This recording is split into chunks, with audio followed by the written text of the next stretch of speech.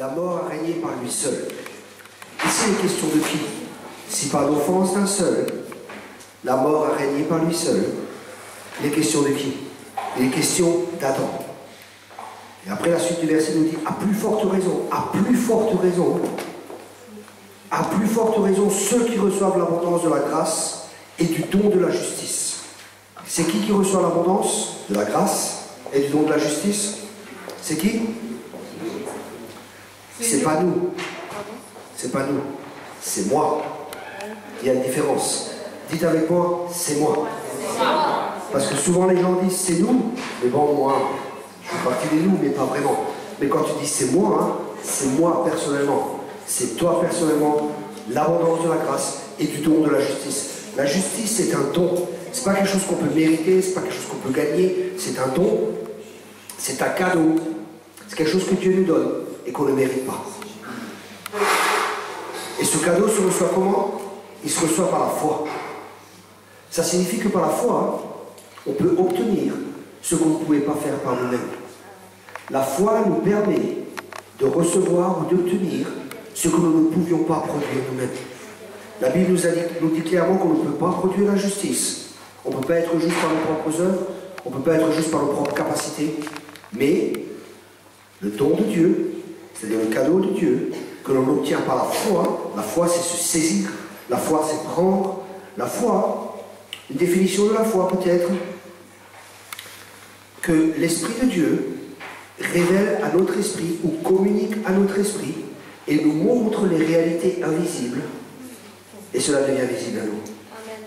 La foi c'est une communication de l'Esprit de Dieu à notre esprit des réalités invisibles. Amen. Amen. Je répète, la foi, c'est l'Esprit de Dieu qui nous révèle ce qu'il y a dans le monde invisible, dans notre esprit. Notre esprit se saisit de cela et il y a une conviction qui vient. C'est une conviction de l'Esprit de Dieu dans notre esprit des réalités invisibles. Et cette conviction fait que cette réalité invisible devient pour nous visible, comme voyons l'invisible. Vous savez ce que je partage avec vous? La foi, c'est une conviction, c'est l'Esprit de Dieu qui convainc notre esprit des réalités invisibles pour que, pour nous, ces réalités soient plus réelles que ce que nous voyons que par nos cinq sens. Par exemple, si je vous demande, est-ce que vous êtes sauvé? J'espère que tout le monde va me dire oui. Si vous n'êtes pas encore sauvé, on priera pour vous après. Mais si on vous demande si vous êtes sauvé, si vous avez accepté Jésus-Christ comme sauveur et comme Seigneur, vous allez me dire oui. Mais comment pouvez-vous cela? Comment pouvez-vous me démontrer que c'est vrai? Comment pouvez-vous montrer que c'est vrai? Pour vous, c'est une certitude, c'est une conviction, c'est une pleine assurance, et c'est ça la foi. C'est une pleine assurance, c'est une conviction de l'Esprit de Dieu dans notre esprit des réalités invisibles. Nous sommes tellement convaincus que je sais que je suis sauvé. Amen. Et c'est de ça qu'on a besoin. On a besoin de révélation. Le mot révélation signifie ôter le voile. Ça signifie qu'on ne voyait pas quelque chose, mais que cette chose, bien qu'on ne la voit pas, elle existait. Mais parce qu'on ne la voyait pas, on n'était pas conscient de cela. Mais cette chose existe réellement. Et révélation, c'est ôter le voile. Et quand le voile est ôté, on voit. Donc la révélation fait ôte un domaine de notre vie où nous avions un voile. Et on commence à voir une réalité invisible qui existe depuis toujours, mais on ne la voyait pas parce qu'on n'avait pas la révélation. C'est pour ça que l'apôtre Paul prie que les yeux de notre cœur soient ouverts. Que les yeux de notre cœur soient ouverts afin que nous puissions voir. Et ça, c'est ce que Dieu veut. L'homme spirituel, il marche par la foi, que nous voyons pas avec nos yeux naturels, mais qu'on voit avec nos yeux spirituels. Amen. Ok. Donc, on revient, Romains 5, verset 17. Si par l'offense d'un seul, la mort a régné par lui seul, à plus forte raison, ceux qui reçoivent l'abondance de la grâce et du don de la justice, qu'est-ce qui va se passer avec eux? Régneront-ils dans la vie par Jésus-Christ, lui seul. Ça veut dire que parce que Christ est venu en nous, parce que nous avons la nature divine, nous pouvons régner maintenant à nouveau sur cette terre. Ce qu'Adam a perdu, Christ l'a repris et nous l'a donné à nous. Nous sommes co-héritiers avec lui. Il nous a donné un héritage. La vie chrétienne, écoutez bien cela, la vie chrétienne est basée sur l'héritage. Un héritage, c'est pas quelque chose qu'on mérite. Un héritage, c'est pas quelque chose qu'on a travaillé pour, c'est quelque chose qu'on a reçu. Amen. C'est pour ça, sans la nature de Dieu et sans l'autorité, l'homme, sans l'autorité qui lui a été conférée par Dieu, l'homme ne pourrait pas régner. Mais rappelez-vous, la vraie autorité, c'est être soumis à une autorité. Et Dieu a délégué cette autorité à l'homme pour qu'il puisse régner sur cette terre. L'autorité, c'est quoi? Quelle est la différence entre l'autorité et la puissance? La différence entre l'autorité et la puissance. L'autorité, c'est le droit légal d'utiliser la puissance. Je répète, l'autorité, c'est le droit légal d'utiliser la puissance. La puissance de Dieu était présente, il est marqué dans la parole de Dieu. La puissance de Dieu pour guérir les malades était là, et Jésus a commencé à guérir. La puissance de Dieu est là, mais si on n'a pas l'autorité pour exercer, il n'y a rien qui va se passer. Donc il faut le droit légal. Et Dieu nous donne, et l'autorité, il nous donne la puissance, mais il nous donne aussi le droit légal d'utiliser sa puissance. Quand nous sommes en accord avec lui, quand Christ est en nous et que nous laissons vivre Christ en nous, c'est Christ en nous qui exerce l'autorité au travers de nous. Pour que son règne vienne, pour que sa volonté soit faite sur la terre comme au ciel. C'est très important de comprendre ces principes. Et que nous marchions dans une autorité divine. Le combat que nous avons, c'est un combat d'autorité. Qui a l'autorité? Celui qui a autorité dans notre vie, c'est celui à qui nous nous soumettons. Celui qui a autorité dans notre vie, c'est celui à qui nous nous soumettons. Si nous soumettons au diable, le diable aura autorité dans notre vie. Si nous soumettons à Dieu, Dieu aura l'autorité dans notre vie. Comment savoir si on est soumis à Dieu ou si on est soumis à l'ennemi? Tout simplement, la volonté de Dieu, c'est sa parole. Si on est soumis à la parole de Dieu, Dieu aura autorité dans notre vie. Si nous sommes soumis à quelque chose qui est contraire à la parole de Dieu, c'est le diable qui a autorité dans notre vie. Et chacun de nous, nous sommes placés devant les choix. Le combat, c'est un combat d'autorité. C'est pour ça, Dieu veut qu'on obéisse. Quand on obéit à Dieu, c'est lui qui a autorité sur notre vie. Celui à qui on obéit, c'est celui à qui on donne l'autorité. L'autorité, c'est quelque chose que l'on donne ou qu'on ne donne pas. Le pasteur, par exemple, il me donne, là, sa place, c'est lui qui a l'autorité ici. Il me laisse prêcher, donc il me donne une part d'autorité. Mais c'est lui l'autorité ici. Pour moi, il est important de respecter l'autorité. C'est important, si vous êtes un ministère itinérant, pour des jeunes qui sont appelés, quand vous allez quelque part, de reconnaître l'autorité et d'être soumis à l'autorité qui est en place.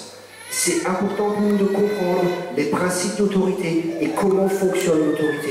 Nous ne pouvons pas marcher dans une vraie autorité divine si nous ne sommes pas soumis à l'autorité. Vous comprenez cela?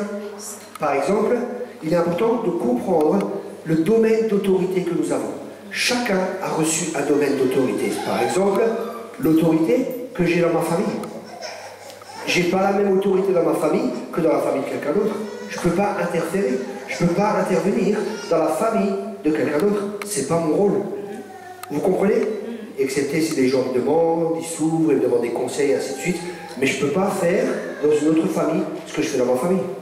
Ou si je suis pasteur d'une église, j'ai l'autorité. Mais si je vais dans une autre église, ce n'est pas moi l'autorité. C'est le pasteur qui est en place et je me soumets à son autorité. Vous comprenez cela? C'est très important de comprendre tous les domaines d'autorité.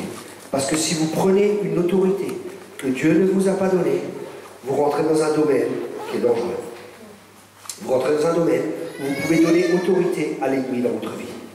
C'est juste possible peut-être de mettre l'enfant un peu derrière parce que ça me... J'essaie de me concentrer à chaque fois, c'est... Je veux vraiment écouter le Saint-Esprit pour pouvoir suivre. Merci beaucoup. Parce que là, je ne suis pas dans mes notes, je sors un peu de mes notes et je veux vraiment écouter le Saint-Esprit, ce qu'il veut partager avec vous. Parce que j'ai les notes, le plus important, c'est pas que vous receviez mes notes, le plus important, c'est que je puisse vous communiquer ce que Dieu a à vous communiquer. Donc je reviens sur ce principe d'autorité. Il y a des autorités qui ont été établies et toute autorité a été établie par Dieu. C'est très important de comprendre ça. Comprendre l'autorité, le respect de l'autorité. J'ai un livre qui va sortir d'ici 1 à 2 mois pratiquement, il va être corrigé, ce livre. Et ce livre, c'est un livre spécial pour les jeunes, et je parle beaucoup de l'autorité. Je parle beaucoup de l'autorité et de différents principes spécialement pour les jeunes. Si vous ne comprenez pas ces principes, vous allez faire beaucoup d'erreurs, vous allez avoir beaucoup de problèmes dans votre vie. C'est pour ça qu'il est important de respecter l'autorité. L'autorité dans une famille, c'est les parents.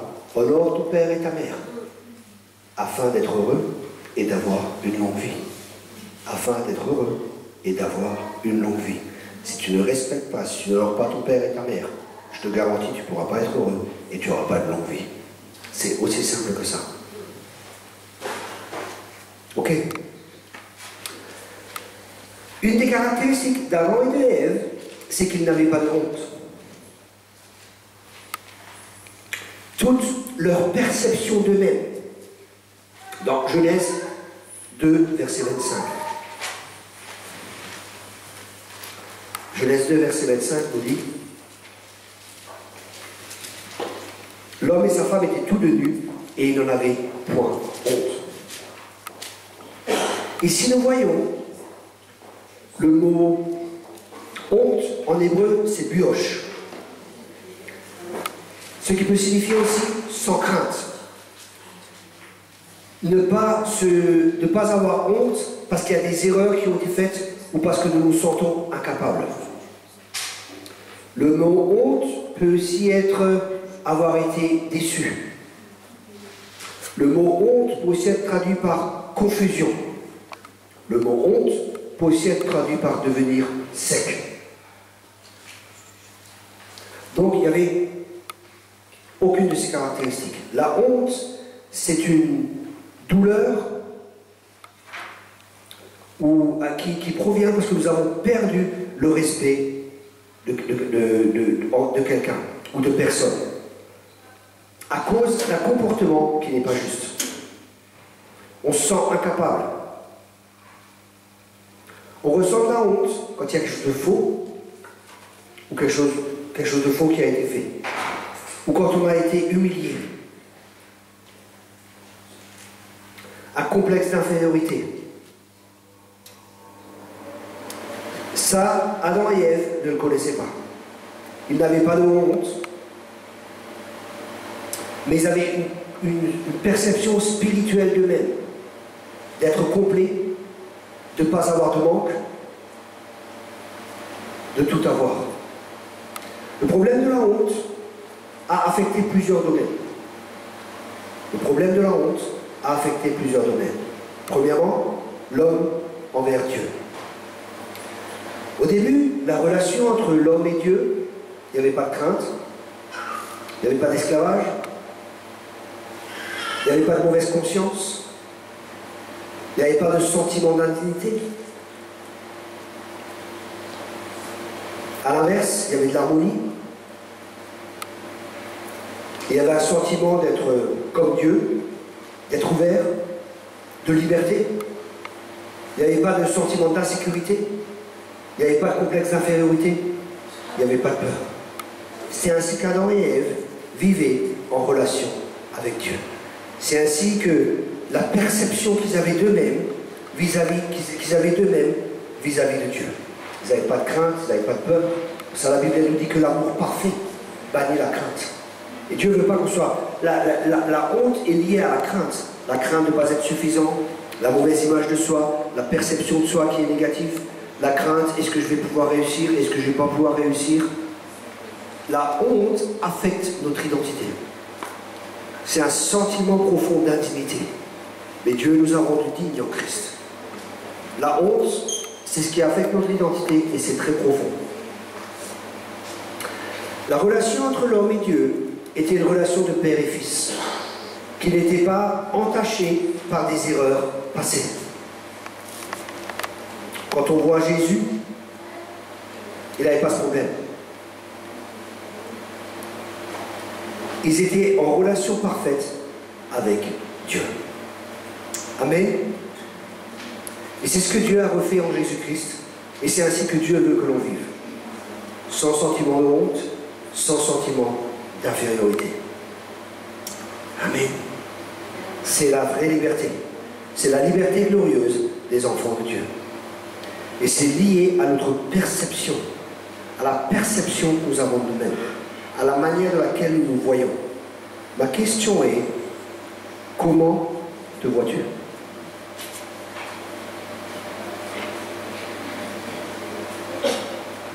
J'y arriverai pas. Je suis pas capable.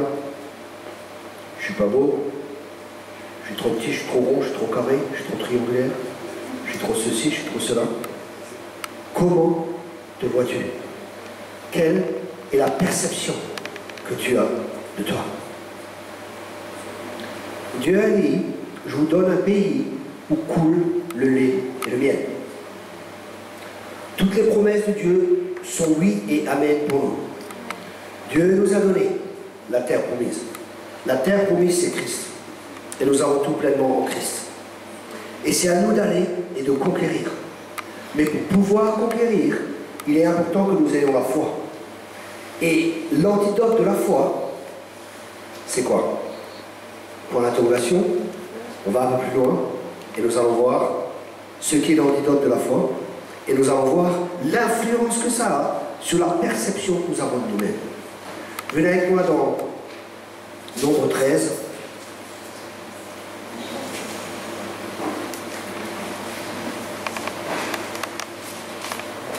Vous connaissez tous l'histoire. Dieu dit à Moïse, voilà, je vous donne un pays où coule le lait et le miel. On voit ça dans Nombre 13, verset 1. L'Éternel parle à Moïse et dit, envoie des hommes pour explorer le pays de Canaan que je donne aux enfants d'Israël. Et pour nous, il est important de comprendre ce principe. Dieu donne, mais c'est à nous d'aller et de conquérir. C'est important d'aller et de se saisir. La Bible dit que nous avons tout reçu pleinement en Jésus-Christ. Mais pour nous, nous devons y aller, nous devons nous saisir. Mais comment pouvons-nous nous emparer de quelque chose? Comment pouvons-nous prendre quelque chose? La manière à laquelle nous pouvons nous saisir de quelque chose, la manière à laquelle nous pouvons prendre quelque chose, est uniquement possible quand on sait que cette chose nous appartient. Et c'est pour ça que la Bible s'appelle l'Ancien Testament et le Nouveau Testament. Et le Testament, qu'est-ce qui a marqué sur un testament? Sur un testament, ce qui est écrit, c'est ce qui nous appartient. On est d'accord? Et pour que le testament rentre en vigueur, il faut que le testateur soit mort. Christ est mort. Le testament est entré en vigueur. Mais maintenant, que savons-nous? Qu'est-ce qui nous appartient ou qu'est-ce qui ne nous appartient pas? Comment peut-on savoir ça? Le seul moyen de savoir ce qui t'appartient et ce qui ne t'appartient pas, c'est de lire la parole de Dieu. C'est de lire le testament. Dans le testament, il y a marqué ce qui t'appartient. Et ça te permettra de pouvoir te saisir de ce qui t'appartient. Un autre moyen, c'est de faire l'école biblique de Thierry Coq par correspondance, où tous les mois on vous envoie 6 CD, où vous allez être nourris, recevoir de la nourriture solide pour que vous puissiez devenir tout ce que Dieu veut que vous deveniez, afin que vous puissiez faire tout ce que Dieu veut que vous fassiez, pour que son règne vienne et que sa volonté soit faite sur la terre, Amen, comme au ciel. Amen. Pour vous aider à mieux comprendre ce que je veux partager avec vous, je vais vous expliquer une histoire, ou vous raconter une histoire. Il y avait des chrétiens dans un pays, et les chrétiens étaient persécutés dans ce pays. Et un jour, la police arrête un de ces chrétiens. Et il allait se rendre à une réunion, dans une maison. Une réunion où les chrétiens se réunissaient. Et là, la police l'arrête. Elle lui dit, vous allez où? Et vous savez, en tant que chrétien, on n'a pas le droit de mentir. Vous le savez, en tant que chrétien, on ne ment pas. Donc il doit dire la vérité. Qu'est-ce qu'a dit cet homme? Il ne peut pas mentir, il faut qu'il dise la vérité. Écoutez bien ce qu'il a dit. Il a dit, écoutez, on a une réunion de famille, je vais voir mes frères et mes sœurs, et on va discuter de l'héritage. Alléluia. On va discuter de l'héritage. Il allait voir ses frères et ses sœurs, et nous allons discuter de l'héritage. Et c'est ça que nous devons enseigner dans nos églises, c'est l'héritage. Parce que si on comprend l'héritage, on peut s'en saisir, et on peut vivre pleinement toutes les promesses de Dieu qui sont lui. Et Amen. Amen.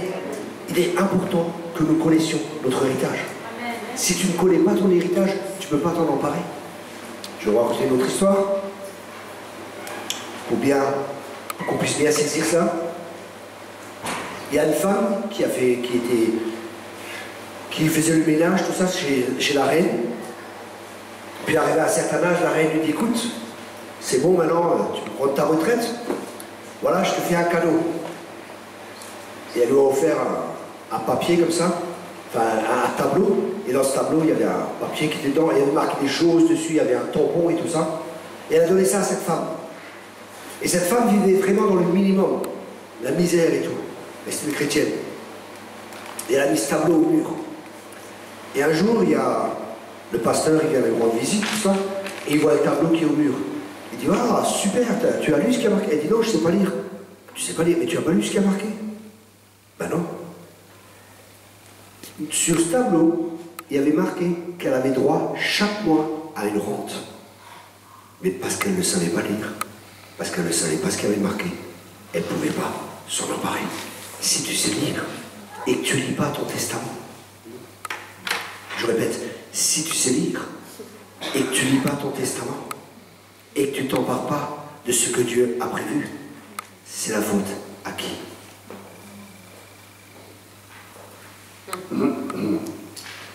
C'est qui est responsable? Ne prenez pas ou ne venez pas avec l'attitude, le pasteur a dit, faut que je lise ma Bible. Non, non, faut pas que tu la lises. Si tu la lis, c'est pour toi. Il y a des chrétiens qui sont là. Dieu, tu vois, j'ai lu ma Bible aujourd'hui. Tu dois être content. Vous comprenez? Si tu lis ta Bible, c'est pour toi. Celui-là qui va en bénéficier, c'est toi. Amen. Quand on va acheter une voiture, bonjour monsieur, j'aimerais bien cette voiture.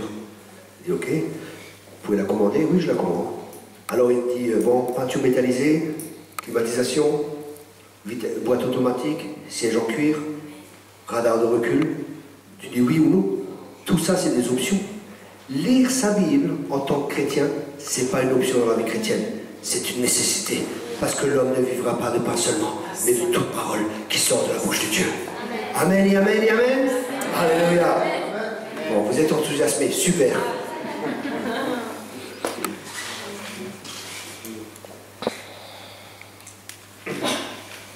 Ensuite, le deuxième domaine que la honte a affecté, c'est la relation de l'homme à l'homme.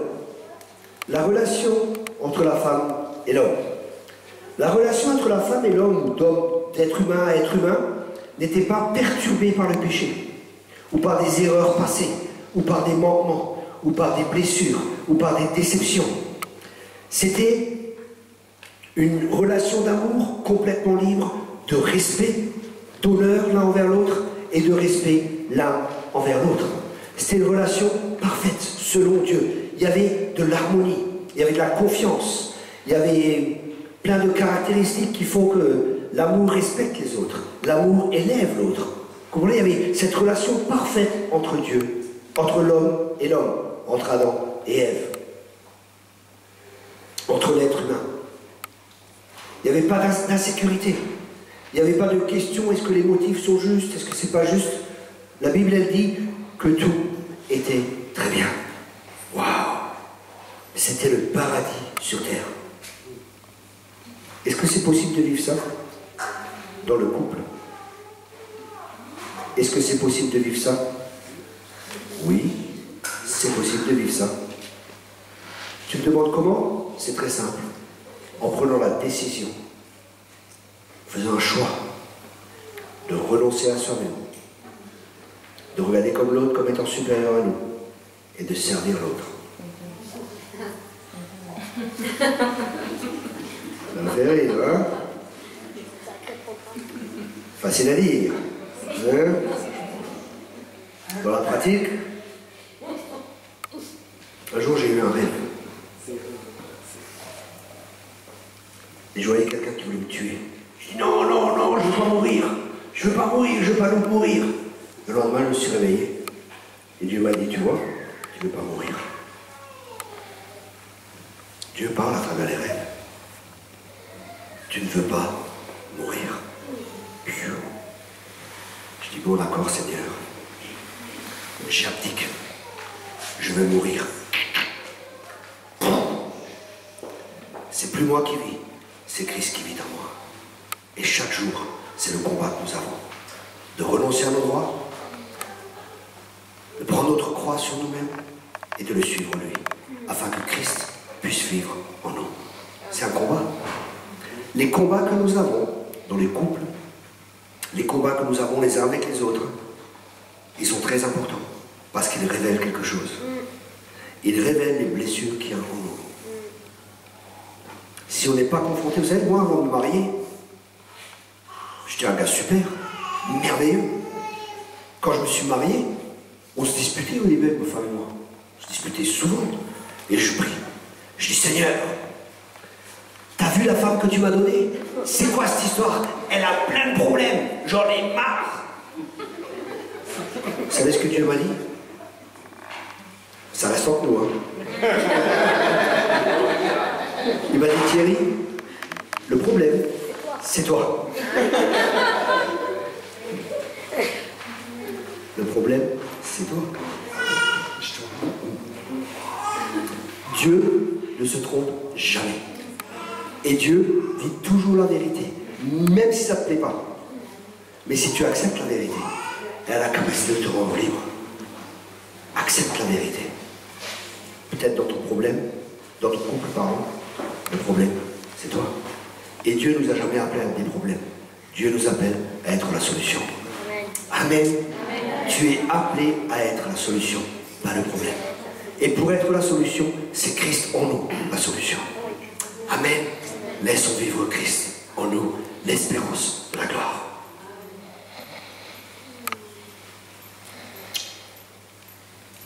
La troisième interférence, une troisième conséquence de la honte, c'est entre l'homme et le diable. Leur relation avec Satan n'était pas une relation d'esclavage, ou d'infériorité, ou d'avoir de la peur, ou d'avoir de l'insécurité.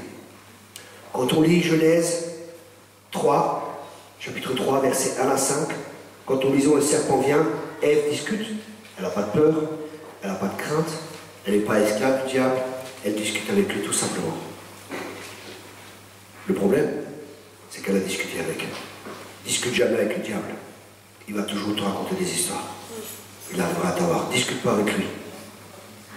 La question est, et je vous remercie d'avoir posé cette question, mais comment réagir avec le diable? Tout simplement comme Jésus a réagi avec le diable. Il est écrit. Il est écrit. Quand je parle de discuter avec le diable, qu'est-ce que je veux partager? Discuter avec le diable, comment pensez-vous que ça s'est passé? Pensez que le diable est venu, il a parlé comme je vous parle maintenant? Possible. Mais je crois plutôt que le diable a parlé dans les pensées, comme il nous parle à nous. C'est pour ça que la Bible dit, placez vos pensées captives à l'obéissance de Jésus-Christ. Écoute-moi bien mon ami. Si tu ne places pas tes pensées captives, c'est les pensées qui t'amèneront captif. Pour ça, nous devons placer les pensées captives à l'obéissance de Jésus-Christ. Comment place-t-on les pensées captives à l'obéissance de Jésus-Christ? C'est très simple. Placer ces pensées captives, le diable vient avec un mensonge. Toi, tu connais la vérité et la vérité en toi. Elle dit non, ça c'est pas la vérité. Tu ne discutes pas, tu dis simplement la vérité, c'est ça. Si tu n'as pas la victoire dans tes pensées, je vais te donner une clé. Écoute-moi bien. Parle à voix haute la parole de Dieu. Parle-toi à toi-même la parole de Dieu. Si dans tes pensées, il y a une guerre. Dieu dit, et tu te parles à toi-même. Il est écrit. Il est écrit. La clé de la victoire, c'est de connaître la vérité. Et la vérité, c'est que tu es mort au péché. Un mort ne réagit plus. Un mort ne bouge plus. Un jour, ils ont demandé à un moine, un jeune moine va vers un moine assez âgé. Il dit dans la Bible, il dit qu'il faut mourir à soi-même. C'est quoi la mort à soi-même? Alors ce vieux moine, il dit au jeune moine, il dit écoute, tu vas sur la tombe de ce moine là-bas et tu dis que des bonnes choses. Alors il va sur la tombe de ce moine et il dit ah vous étiez un moine magnifique, Dieu vous a utilisé, il y avait des miracles, vous étiez un homme de prière, vous étiez consacré à Dieu, magnifique. Puis il s'en va Il retourne vers le moine. Il dit alors tu l'as fait? Il dit oui. Je lui ai dit que des bonnes choses. Il dit bah maintenant tu retournes et tu dis que des choses négatives. Et il retourne à la tombe et il dit que des choses négatives. En fin de compte, tu étais un faucheton. Tu étais un hypocrite. Tu étais un tordu. Tu n'étais pas un bon moine. Et il retourne vers le moine ancien. Et le moine ancien lui dit alors, tu as fait ce que je t'ai demandé? Il a dit oui. J'ai dit que des choses négatives. Il a dit, et qu'est-ce qu'il a répondu? Il dit bah rien. Il dit bah c'est ça la mort à soi-même. Quand on te dit des bonnes choses, ou quand on te critique, tu ne réponds pas. Ça ne t'affecte pas, parce que tu es mort à toi-même. Est-ce qu'il y a des morts ici? On dirait que des fois on ressuscite.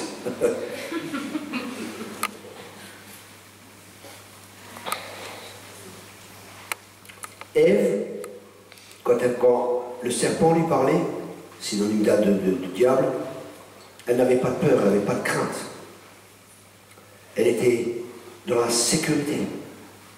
Elle savait qu'elle était remplie d'autorité et de valeur vis-à-vis d'elle-même. Elle aurait pu dire au serpent, va-t'en. Mais elle s'est fait séduire.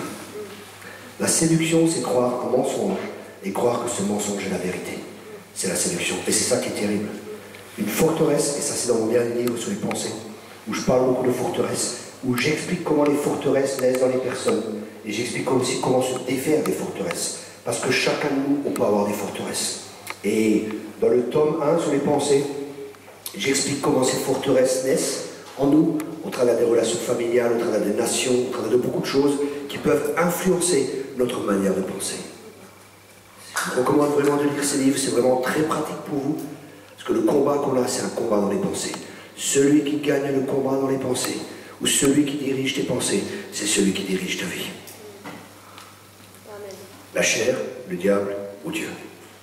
Il n'y a pas d'autre solution. Celui qui dirige nos pensées, c'est celui qui nous dirige. Et le quatrième domaine qui a été affecté à travers la honte, c'est vis-à-vis l'homme, vis-à-vis de la création. L'homme n'était pas esclave ou dirigé par ce qui était autour de lui, par les animaux, par les plantes, ou les situations naturelles. Il n'y avait pas de tremblement de terre, pas de tempête, et ainsi de suite.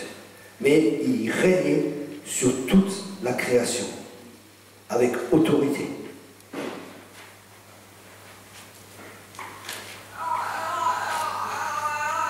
Et c'était rempli de sagesse et de connaissance, avec une intelligence surnaturelle, une intelligence qui venait de Dieu. 1 Corinthiens 1, verset 30.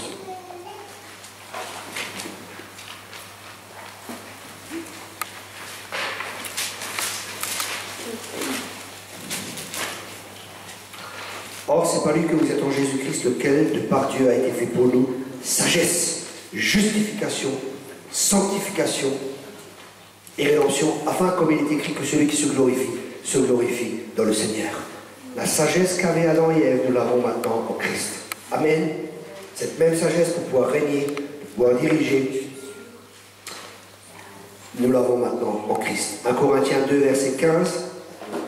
1 Corinthiens 2, verset 15. L'homme spirituel, au contraire, juge de tout, et il est lui-même jugé par personne. Et l'homme spirituel, c'est pas l'homme intellectuel. Je répète, l'homme spirituel, c'est pas l'homme intellectuel. J'ai vu des gens très intellectuels, très intelligents, selon son monde, mais qui disent que Dieu n'existe pas. Et la Bible dit, l'insensé dit en son cœur que Dieu n'existe pas. Pour Dieu, cet homme très intelligent, c'est un insensé. Pour le monde, ça peut être un homme intelligent. Et ça, les pharisiens, ils étaient étonnés quand ils voyaient les disciples. Mais qui sont ces gens sans éducation? Qui sont ces gens? Parce que Dieu choisit les choses viles de ce monde pour confondre les sages, qui se croient sages selon ce monde. Maintenant, je ne dis pas de ne pas faire d'études, je ne dis pas d'être bête, c'est pas ce que j'ai dit. Ok? C'est pas ce que j'ai dit. Dieu nous a donné une intelligence. Mais notre intelligence a été donnée pour qu'on lui soit soumis. Notre intelligence nous a pas été donnée pour que nous prenions des décisions sans dépendre de lui. Notre intelligence nous a été donnée pour comprendre que le mieux que nous avons à faire, que le meilleur choix que nous pouvons faire, c'est de lui obéir. Amen.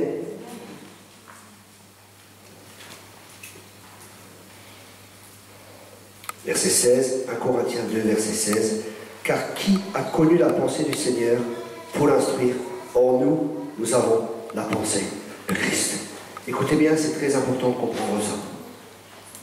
Des fois, j'entends des chrétiens, ils disent oui, les voies de Dieu sont au-dessus de nos voies et ses pensées sont au-dessus de nos pensées. Et c'est merveilleux, c'est marqué dans la Bible. C'est vrai, c'est marqué dans la Bible. Ses pensées sont au-dessus de nos pensées. Le problème, c'est qu'ils se trompent de dispensation. Nous sommes sous une nouvelle dispensation. Et la dispensation dans laquelle nous sommes maintenant, c'est que nous avons la pensée de Christ. Et nous avons accès à la pensée de Christ, parce que Christ vit en nous. Amen. On a accès à cette pensée. Les pensées de Dieu, c'est pas... On ne peut pas les avoir, on ne peut pas savoir. Parce que Dieu dit, ou l'apôtre Paul dit, ne soyez pas sans intelligence. Ne connaissons pas la volonté de Dieu. Être sans intelligence, c'est pas connaître la volonté de Dieu. Et l'apôtre Paul dit, ne soyez pas sans intelligence, ne connaissant pas la volonté de Dieu. Qui croit que Dieu veut qu'on fasse sa volonté? Tout le monde. Pour pouvoir faire sa volonté, il faut qu'on connaisse sa volonté. Si on ne connaît pas sa volonté, on ne peut pas la faire. Donc il faut que Dieu nous communique sa volonté. Et sa volonté, c'est quoi? C'est ses pensées à notre égard. Et Dieu veut qu'on connaisse ses pensées, parce qu'il veut qu'on fasse sa volonté. C'est pour ça qu'il y a Christ en nous, l'espérance de la gloire. Et Christ en nous permet de connaître les pensées de Christ, parce qu'il est en nous. La Bible dit dans le Proverbe, l'homme sage s'est puisé dans le trésor qui est en lui. L'homme sage s'est puisé dans le trésor qui est en lui. En nous, il y a un trésor, Christ. Alléluia. Et on peut puiser ce puits de sagesse, parce que Christ a été fait sagesse pour nous. Amen, amen. Alléluia. L'évangile, c'est merveilleux. Les gens bêtes deviennent intelligents. Sérieux? Un jour, je faisais le mariole. J'avais un peu d'orgueil. Ça arrive. Et je discutais avec un frère. Je dis, tu sais, quand même, je suis intelligent. Puis il m'a dit une parole. C'était une parole de sagesse. Il dit, depuis que Christ est venu en toi, c'est vrai.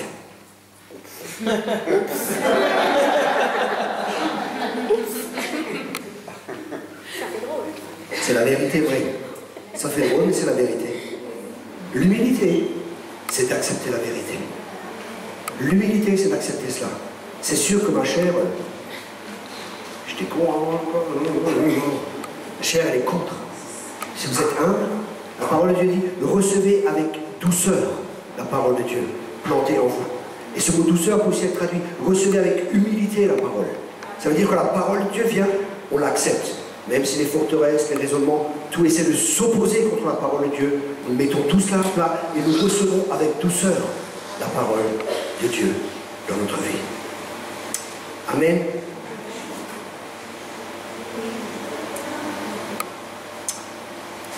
Ne filmez pas, vous pouvez me filmer moi, mais pas les gens que je prophétise sur eux. Je vois que des fois, il y a un appel de Dieu sur ta vie et tu n'es pas inférieur à ton mari, Dieu ne t'a pas oublié.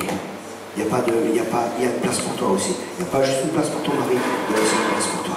Amen. Ne regarde pas à toi en étant inférieur ou quoi que ce soit. Dieu a une place pour toi. Amen. C'est possible de ne pas trop bouger les chaises, là ça m'a dérangé, ça me coupe pendant que je suis en train de prophétiser. Je suis très sensible au Saint-Esprit et c'est vraiment dérangeant si vous êtes en train de circuler tout le temps. Restez et écoutez et c'est mieux. Ok? Merci, parce que là ça m'a vraiment dérangé pendant que je suis en train de prophétiser sur elle. Merci.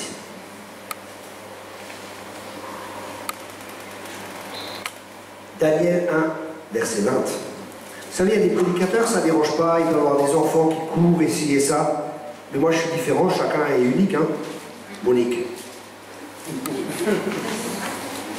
Et moi, j'ai une sensibilité au Saint-Esprit, et il y en a d'autres qui peuvent, les enfants peuvent courir, ils peuvent entendre, mais moi, dès qu'il y a un bruit, je découvre, j'arrive pas, quoi. Et juste quand je prophétise sur quelqu'un, c'est difficile, même la porte qui claque derrière, ou les enfants qui crient, c'est... J'ai du mal. Ok, Daniel 1, verset 20. Sur tous les objets qui réclamaient de la sagesse et de l'intelligence, et sur lesquels les rois les interrogeaient, il les trouvait 10 fois supérieurs à tous les magiciens et astrologues qui étaient dans tout son royaume. Alléluia. Dites avec moi, nous sommes 10 fois supérieurs. Parce que la sagesse de Dieu est en nous. Parce que nous avons la pensée de Christ. Nous sommes 10 fois supérieurs. Nous sommes la tête et non la queue. Amen. Amen. Ça, c'est ce que la parole de Dieu dit. Amen. Parce qu'elle a la pensée de Christ en nous. La sagesse de Christ en nous. C'est pour ça que l'homme spirituel juge de tout. Et n'est jugé par personne. Adam était plus intelligent que tous les scientifiques qu'il y a aujourd'hui. Ils étaient ceux qui régnaient. Ils étaient les dieux sur cette terre. Ils étaient ceux qui régnaient sur la terre. Ils étaient Dieu sur cette terre. C'est pour ça que Jésus a dit, votre parole, quand il a prêché ça, les pharisiens, ils ont dit, mais c'est qui, il se prend pour qui? Jésus a dit, votre parole ne dit-elle pas, vous êtes des dieux. Nous sommes des dieux sur cette terre. Amen. Être des dieux signifie que Dieu nous donne l'autorité, le mandat de régner, le mandat de diriger, le mandat de gérer la création qu'il nous a donnée. Amen. On va passer à un autre sujet. Ça finit à quelle heure? 23h. 23h, ok, moi j'ai pas de soucis. Hein. 16h, ok. À 16h, j'arrêterai. 19h30. À 16h30. Ok. Bon, j'hésite entre deux choses. Entre prêcher sur le sang de Jésus ou sur l'identité. J'ai besoin d'un email du ciel pour savoir sur quoi prêcher. Merci Saint-Esprit. Ok, je vais parler sur le sang. Le sang de Jésus. Alléluia. Nous allons voir toutes les définitions que donne la parole de Dieu vis-à-vis du sang. Le sang est très important. Le sang est très important. Les gens qui sont dans le monde occulte connaissent les principes du sang. Les gens qui sont dans le monde occulte connaissent la puissance et les principes du sang. Et nous, en tant que chrétiens, on doit aussi connaître la puissance et ce que signifie le sang. Premièrement, la Bible dit dans le Lévitique 17, verset 11.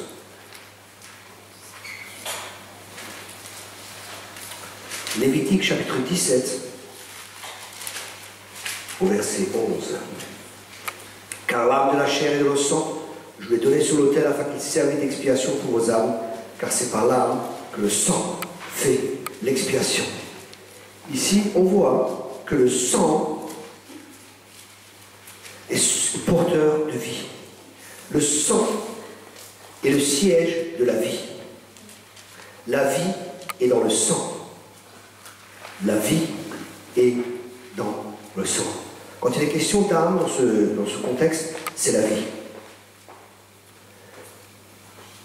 Le sang de Dieu, le sang, pardon, a beaucoup de valeur aux yeux de Dieu. Parce que c'est à travers le sang que la vie a été créée. C'est pour ça que dans toute la parole de Dieu, nous voyons que le sang ne doit pas être répandu sans cause. On ne doit pas tuer sans raison, parce que dans le sang, il y a la vie. Ok? Le sang est très important. On verra ça encore.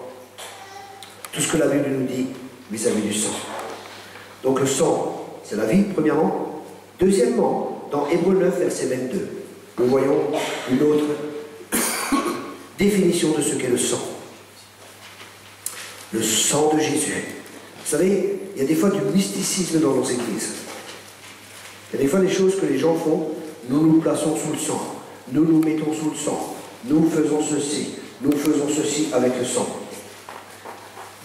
Pourquoi tu veux te placer sous le sang alors que tu es déjà sous le sang? Les gens ils utilisent ça comme des formules magiques. Il y a plein de formules magiques. Le sang de Jésus ceci, le sang de Jésus cela, le sang de Jésus. Le problème de beaucoup de chrétiens, ils font des choses, écoutez bien, avec la motivation de la peur, pas avec la motivation de la foi. Un jour, je suis allé dans une église, et c'est une église de maison, Et Saint-Esprit me dit, commence à parler sur le revêtement du chrétien, le casque du salut, l'épée de l'esprit, et ainsi de suite, et ainsi de suite. Et je commence à enseigner sur ce sujet. Et je savais, il y a des chrétiens, ils se lèvent tous les matins, ils mettent le casque du salut, ils prennent l'épée de l'esprit, ils mettent les chaussures de l'évangile, ils mettent la ceinture de la vérité, et ainsi de suite, et ainsi de suite, et ainsi de suite. Tous les matins, ils font ça.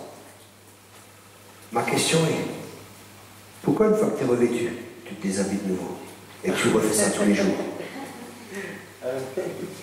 Après, c'était une femme qui était pasteur, elle est venue me voir, elle m'a dit, je ne suis pas d'accord avec ton enseignement. Je dis, comment ça? Parce que nous, on fait ça tous les matins. Je dis, tu sais, c'est la première fois que j'entre dans l'église, je ne te connais pas, c'est peut-être le Saint-Esprit qui t'a parlé. Elle n'a pas accepté. Vous pouvez accepter ou vous pouvez refuser ce que je suis en train de partager avec vous. C'est votre choix. Moi, je fais ma part, à vous de faire la vôtre. Vous comprenez? Les gens, ils font des rituels. Je me place sous le sang de Jésus. Tu y es sous le sang de Jésus. Je me rappelle un jour, j'ai entendu Alain Mendes prêcher.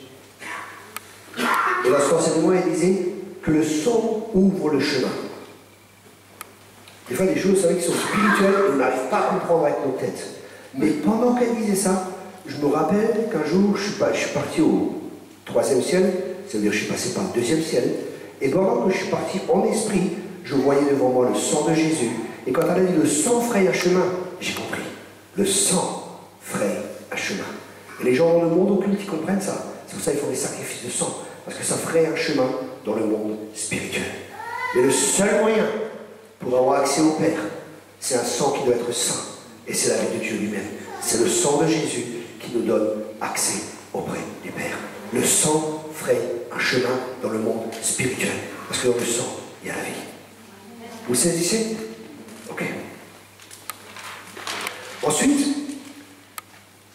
donc le sang fraye un chemin. Le sang est porteur de vie.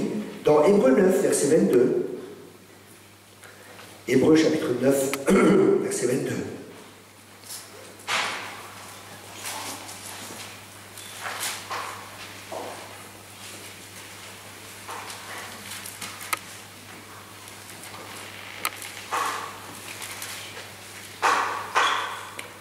Et presque tout d'après la loi est purifié avec du sang, et sans effusion de sang, il n'y a pas de pardon. Le seul moyen par lequel Dieu nous pardonne est à travers le sang. Dans l'Ancien Testament, vous vous rappelez que pour être pardonné, il fallait que tous les ans il y ait un sacrifice. Et le sang de l'agneau qui était sacrifié, qu'est-ce qu'il faisait? Il couvrait nos péchés. Mais le sang de Jésus est plus fort, il ôte le péché. Dans l'Ancien Testament, tous les ans, il fallait faire un sacrifice de sang, parce que tous les ans, le sang recouvrait le péché. Mais dans le Nouveau Testament, le sang ôte le péché. Dieu nous voit comme si nous avions jamais péché. Dieu nous voit à travers le sang de Jésus comme si nous avions jamais péché. Qu'est-ce que ça signifie? Que Dieu nous voit saint, Dieu nous voit pur et Dieu nous voit parfait. Ma question est, comment te vois-tu?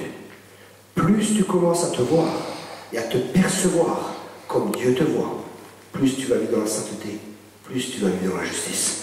Parce que plus tu commences à te voir saint, plus tu commences à te voir parfait, tu n'accepteras plus les défaites. Parce que tu diras, ça ne fait pas partie de ma vie, ça ne fait pas partie de ma nature, parce que je suis une nouvelle créature. J'ai été créé à l'image de Dieu et j'ai la nature de Dieu. Tu n'accepteras plus l'échec, tu diras plus, bah, c'est normal, je ne suis pas parfait, c'est normal que ça m'arrive, c'est normal que, c'est normal, et c'est normal. Dieu nous voit saint, Dieu nous voit juste, et Dieu nous voit parfait. C'est pour ça que Jésus a dit, soyez parfaits comme votre Père Céleste est parfait. Pour bien comprendre cet enseignement, je vais quand même un peu élaborer ça, parce que s'il y a juste ça qui est posé dans la pièce, on peut se dire, oh, comment ça je suis parfait, c'est pas possible. Je m'en invite tous les jours. Être parfait, selon la parole de Dieu, c'est être parfait vis-à-vis de la loi. Ok? Être parfait vis-à-vis de la loi, ça veut dire jamais avoir péché. Ça veut dire avoir obéi à tous les commandements. Vous êtes d'accord avec moi? Si tu obéis à tous les commandements, tu es quoi? Tu es parfait vis-à-vis de Dieu, Tu es parfait vis-à-vis de la loi. On est d'accord? Et pour nous, il est important de comprendre que ce que nous ne pouvions pas faire, Christ l'a fait. Il a été parfaitement obéissant. C'est pour ça qu'il a dit aux pharisiens, qui de vous me convaincra de péché? Jésus a été parfaitement obéissant, donc Jésus est parfait. Vous êtes d'accord? Il est parfaitement obéissant, il est parfait. Et à la croix, il y a eu un échange qui s'est passé. À la croix, il a été fait péché afin qu'en lui nous devenions justice de Dieu. Il a été fait péché. À la croix, Jésus est devenu ce que nous étions pour que nous devenions ce que lui est. Il y a un échange qui a été fait. Et c'est très important de comprendre ça. L'échange qui a été fait à la croix. Il a porté nos maladies pour nous donner la guérison. Il a pris la pauvreté pour nous donner la richesse. Il a été séparé du Père pour que nous soyons réconciliés avec le Père. Vous savez, c'est important, le message de la croix, c'est les fondements de notre vie chrétienne. Si on n'a pas ces fondements, le diable peut nous balader. Mais quand on connaît la vérité, alléluia, on peut résister au diable et il fuira loin de nous. Mais pour pouvoir résister au diable, nous devons nous soumettre à la vérité. Parce que la Bible elle dit, soumettez-vous à Dieu et résistez au diable et il fuira loin de vous. Comment peut-on résister au diable? Uniquement en nous soumettant à Dieu. Comment peut-on se soumettre à Dieu? Uniquement en connaissant sa volonté, en connaissant ses pensées. Si on connaît la volonté de Dieu, on peut se soumettre à la volonté de Dieu. Si on ne connaît pas la volonté de Dieu, on ne peut pas s'y soumettre. Et la volonté de Dieu, c'est qu'on soit parfait. Et on a été rendu parfait par le sacrifice de la croix. On a reçu la nature divine. Amen. Notre position est une position parfaite. Après, à la vie de tous les jours, où nous marchons dans la sanctification. Ça signifie, dans la sanctification, que nous devenons ce que nous sommes déjà. La sanctification, c'est devenir ce que nous sommes déjà. Nous sommes saints, nous sommes justes, nous sommes parfaits. Et la sanctification, c'est devenir de plus en plus ce que nous sommes déjà. Amen. Ça va? Vous arrivez à saisir? Ok. Donc le seul moyen pour être pardonné, pour être pardonné par Dieu, c'est à travers le sang. Le péché, à cause de la justice de Dieu, à cause de la sainteté de Dieu, à cause de la punition de la mort, le péché ne peut pas tenir devant Dieu, parce que celui qui a péché doit mourir. Ça veut dire qu'il doit verser son sang. Rappelez-vous, le sang est synonyme de vie. Donc, l'âme qui pêche, c'est l'âme qui mourra. Donc, il devait verser son sang. Et c'est pour ça que Christ est mort. Et à travers le sang de Jésus, il y a beaucoup de choses qui sont passées. Écoutez bien. Jésus a été percé dans la main droite. Pour tous les péchés que toi et moi, nous avons fait avec la main droite. La main gauche de Jésus a été percée pour tous les péchés que nous avons fait avec notre main gauche. Les pieds de Jésus ont été percés pour partout où nous avons marché dans des mauvais sentiers. Jésus a porté une couronne d'épines et le sang a coulé pour que toutes nos pensées soient pardonnées. Il y a une puissance dans le sang de Jésus. Sans effusion de sang, il n'y a pas de pardon. C'est pour ça que Jésus devait mourir à la croix. Humainement, on se dit, mais ça n'a pas de sens. Mais c'est les lois de Dieu. C'est Dieu qui est juge, et c'est Dieu qui décide ce qui est juste, et c'est lui qui décide ce qui est faux. C'est vrai, nous avons mangé de l'arbre de la connaissance. Mais la croix, c'est une folie pour ceux qui périssent. Mais c'est la puissance de Dieu pour ceux qui croient. Amen. Dieu nous demande simplement de croire comme des petits enfants que son sang, si nous plaçons notre confiance en son sang, si nous plaçons notre confiance en sa mort à la croix, que nous sommes sauvés, que nous sommes pardonnés, que nous sommes justifiés, que nous sommes rachetés, que nous sommes glorifiés. Alléluia. Amen.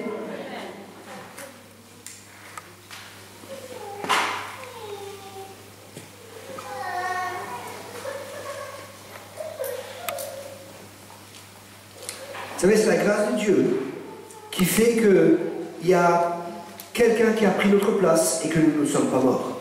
C'est la grâce de Dieu que Dieu a pourvu à l'agneau. Parce que normalement, celui qui pêche, c'est celui qui meurt. Et normalement, nous méritions tous la mort ici. Nous avons tous péché. Mais c'est la grâce de Dieu que Dieu a donné un substitut, que quelqu'un a pris notre place.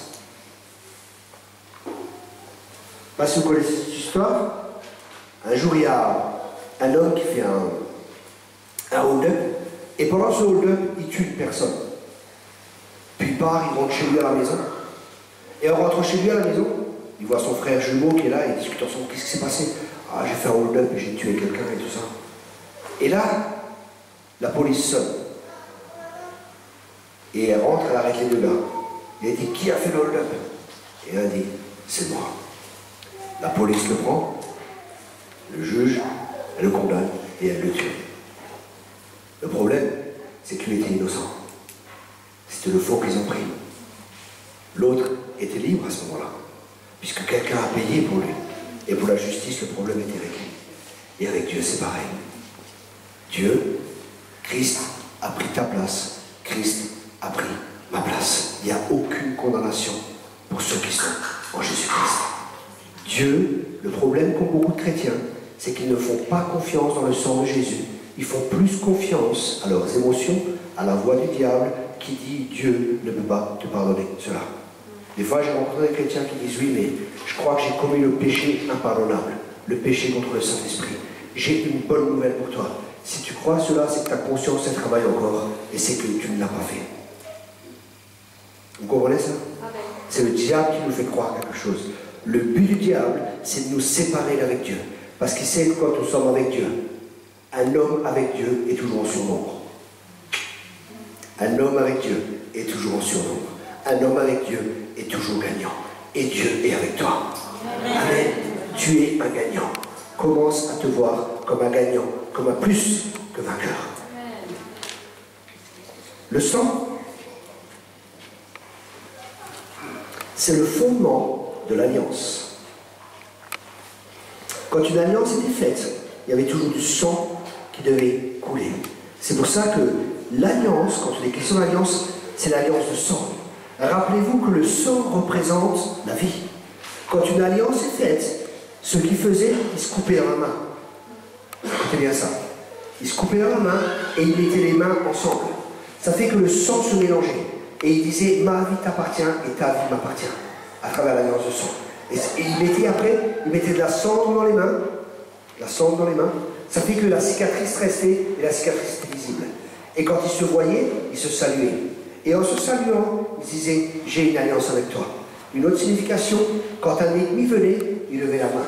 Et l'ennemi voyait, waouh, si je l'attaque celui-là, il a une alliance avec quelqu'un, ça signifie que l'autre va venir le défendre. Vous comprenez? L'alliance, c'est puissant. Il faut que j'écrive ce livre à tout prix. C'est tellement fort de comprendre cela. Et cette alliance qui a été faite, c'est une alliance entre Dieu et les hommes. L'alliance de sang a été faite, l'alliance de sang, elle a été faite par le sang de Jésus. Et cette alliance, elle est éternelle. C'est une alliance éternelle. Les gens, ils allaient faire des alliances, pourquoi? Pour qu'il y ait égalité. Ils faisaient une alliance pour la protection, pour se fortifier quand il y avait un danger. Ils faisaient une alliance par amour. Tout ce qui est à moi est à toi. David a fait alliance avec Jonathan. David a fait alliance avec Jonathan. Et quand il a fait cette alliance avec Jonathan, nous voyons plus tard l'histoire de Mephibosheth. Il a mangé à la table de David. Et Mephibosheth, c'était quelqu'un qui n'arrivait pas à marcher, mais il a pu manger à la table du roi. Pourquoi est-ce que le roi l'a invité à la table? Parce qu'il avait une alliance avec Jonathan. Nous ne pouvons pas marcher correctement quand nous étions pécheurs, mais à travers le sang, nous sommes invités à la table du grand roi. Alléluia. Nous sommes invités à la table du roi des rois pour manger avec lui. Ah, ce livre va être fort. Ressentez la présence de Dieu là? Amen. Alléluia. Merci pour ton sang. Merci pour l'alliance, Seigneur. L'alliance, une alliance, dans Matthieu 19, versets 4 à 5. Matthieu 19, versets 4 à 5.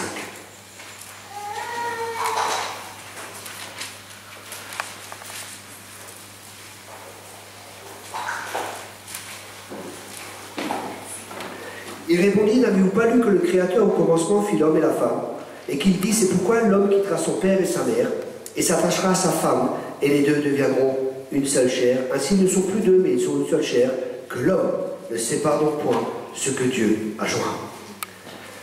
L'alliance, écoutez bien, je vous encourage surtout pour les jeunes. J'ai des CD pour les anciens aussi, pour tout le monde. J'ai des CD derrière sur la sexualité. Et je parle beaucoup de cette alliance, de l'alliance dans le mariage. Souvent les parents disent aux enfants, les enfants viennent, oui mais pourquoi je ne peux pas coucher avec ma copine? Ou pourquoi je ne peux pas coucher avec mon copain? Et les parents disent, parce que c'est marqué dans la Bible. Parce que c'est marqué dans la Bible. Parce que c'est marqué dans la Bible. Les enfants ils disent, ouais mais bon, c'est marqué dans la Bible, mais on comprend pas pourquoi. Pourquoi? Parce que la sexualité, c'est quelque chose de sain. Premièrement. Deuxièmement, le mariage est une alliance. Et quand une alliance est faite, il y avait toujours un signe extérieur de ce qui se passait à l'intérieur du cœur. Dans une relation, dans le mariage, c'est un cœur qui se donne à l'autre, et il doit y avoir un signe extérieur qu'une alliance a été faite. Le signe extérieur que deux personnes sont mariées, c'est les rapports sexuels. Pourquoi? Parce que quand l'homme pénètre la femme, quand la femme est vierge, qu'est-ce qui se passe? Le sang coule. Le sang, le signe de la vie. Ma vie t'appartient. C'est pour ça, pas de rapport sexuel avant le mariage. Pas de boogie-woogie avant la prière du soir, il y a qui chante. Mais c'est pas de mariage, c'est pas de rapport sexuel avant le mariage. Vous comprenez pourquoi c'est important? Parce que la sexualité, c'est quelque chose de saint devant Dieu. Saint, ça veut dire mis à part. Et quand l'homme et la femme, ils se rencontrent et qu'ils se marient, la nuit de noces, l'homme dit à la femme, je me suis gardé pur et j'ai un cadeau à t'offrir. Et la femme, pareil. Il n'y a qu'une chose que tu peux offrir qu'une fois et qu'à une seule personne, c'est ta virginité. Garde-toi pur. Vous comprenez la puissance qui est en ça? La puissance de l'alliance de sang. C'est pour ça que quand l'homme pénètre la femme, il y a le sang qui coule, l'alliance est conclue à ce moment-là. C'est pour ça que le mariage, c'est une alliance. C'est pour ça que le mariage homosexuel,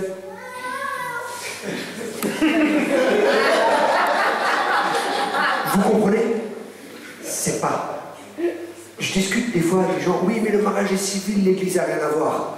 Le mariage est une institution divine. C'est Dieu qui a institué le mariage, c'est Dieu qui donne les règles du mariage, et le mariage c'est Adam et Ève, c'est pas Adam et Dave. C'est Adam et Ève. Comme disent les Anglais, c'est pas Adam et Steve, c'est Adam et Eve. Adam and Eve, it's not Adam and Steve. You understand? Vous comprenez? Mais le diable veut pervertir ça. Pourquoi est-ce qu'il combat tellement pour le mariage? Parce qu'il y a quelque chose de spirituel derrière. C'est plus que juste un contrat. Le mariage, c'est pas juste un contrat, c'est spirituel. C'est une alliance, les deux deviennent un. C'est pour ça que Dieu, il veut pas ça. Et à chaque fois qu'une société a été détruite, écoutez bien, à chaque fois qu'une société a été détruite, à chaque fois qu'une société a été détruite, c'est quand la première institution que Dieu a établie a été détruite. La première institution que Dieu a établie, sur laquelle repose le fondement de toute société, c'est le mariage. C'est le mariage est détruit, la société est détruite. On bâtit sur un fondement. Rappelez-vous, j'ai parlé des fondements. Et que nous devons avoir des bons fondements dans notre vie. Parce que les fondements permettent à la maison de tenir quand la tempête vient. C'est les fondements qui déterminent la solidité, la durée et ainsi de suite de la maison. Si les fondements ne sont pas bons, la maison s'écroule. C'est pour ça que le diable sait que le fondement de la société, c'est le mariage. Si ce fondement est détruit, il arrive à détruire la société. Et c'est ce qu'on a vu avec les Romains, les Grecs. À chaque fois, ce fondement a été détruit et toute la société a été détruite. C'est pour ça que nous sommes contre le mariage, que nous prions, que même si cette loi est passée, qu'ils se repentent et que cela change. Amen. C'est important pour notre nation. C'est pas juste pour les gens. Vous savez, c'est pas juste quelque chose de superficiel. C'est quelque chose qui va avoir un impact sur toute la nation, sur toute la civilisation. Vous vous rendez compte, les gosses? Le gosse qui va chez son père, papa, donne-moi le sein. Ça ne fonctionne pas. C'est pas naturel. C'est contre nature. C'est des lois qui sont contre les lois de Dieu, qui sont contre la volonté de Dieu. Et rappelez-vous ce que j'ai dit ce matin. Toute volonté en dehors de la volonté de Dieu amène la destruction. Toute volonté en dehors de la volonté de Dieu a pour résultat la destruction. Toute volonté en accord avec la volonté de Dieu amène la vie et la vie en abondance. C'est pour ça que Jésus est venu. Amen.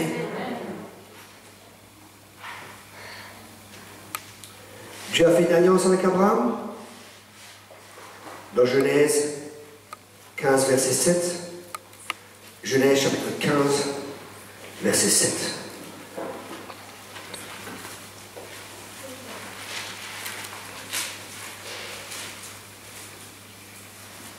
Écoutez bien ça, je vais un peu parler dessus parce que c'est quand même quelque chose qui est important. Ça va, ça vous intéresse l'alliance? Oui. Alléluia.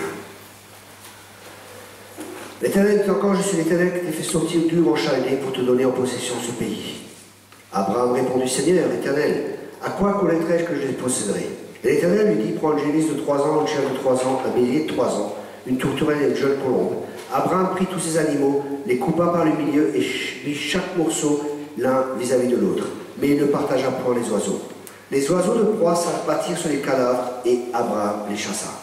Écoutez bien. Abraham demande à Dieu, comment est-ce que je peux te faire confiance? Comment est-ce que je sais que ce que tu me dis va se réaliser? Et que fait Dieu?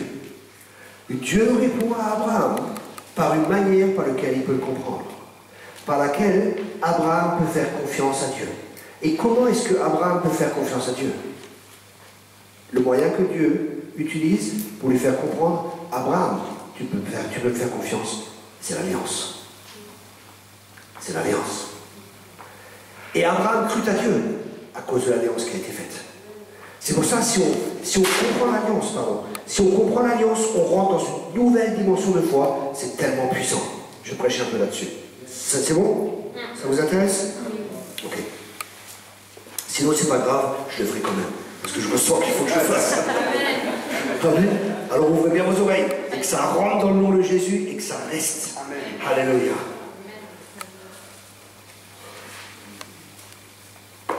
Ok.